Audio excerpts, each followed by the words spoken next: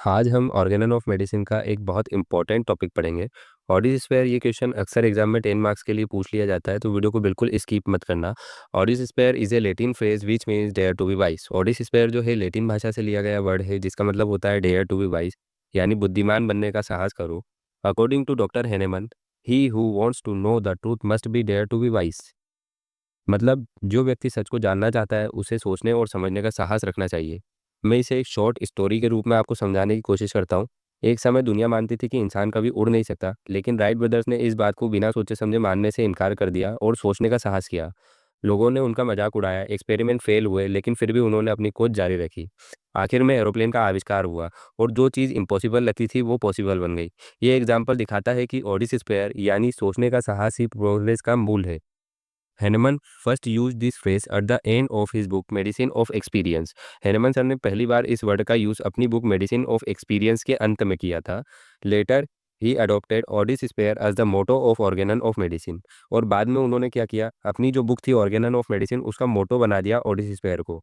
It appears on the title page of second edition and all later editions including the six edition. और बाद में क्या किया कि टाइटल पेज पर सेकंड एडिशन से लेके जो सिक्स एडिशन के टाइटल पेज पर उन्होंने क्या लिखा, ऑडिस स्पेयर लिखा।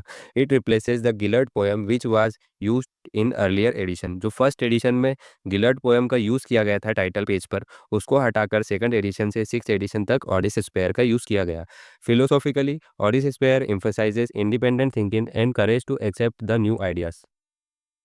फिलोसॉफिकल रूप से ऑडिस स्पेयर का मतलब होता है इंडिपेंडेंट थिंकिंग और नए विचारों को एक्सेप्ट करने का साहस। Human progress occur when wise individuals challenge the old belief and introduce new knowledge even when the society resists the changes।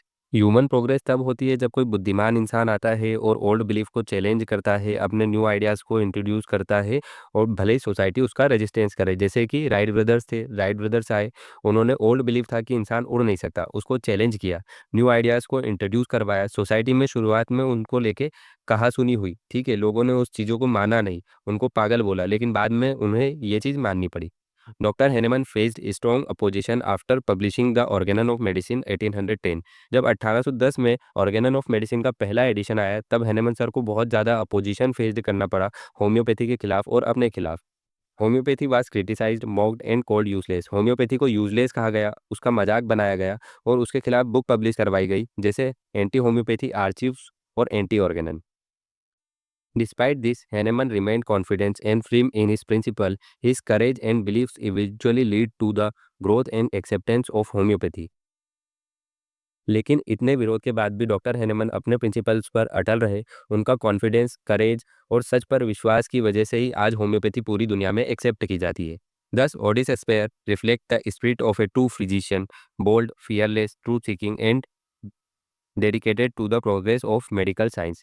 इस तरह ओडिसी स्पेयर एक सच्चे फिजिशियन होने की स्पिरिट दिखाता है, जो बोल्ड हो, फियरलेस हो, ट्रूथ सीकिंग हो और मेडिकल साइंस की प्रोसेस के लिए काम करता हो।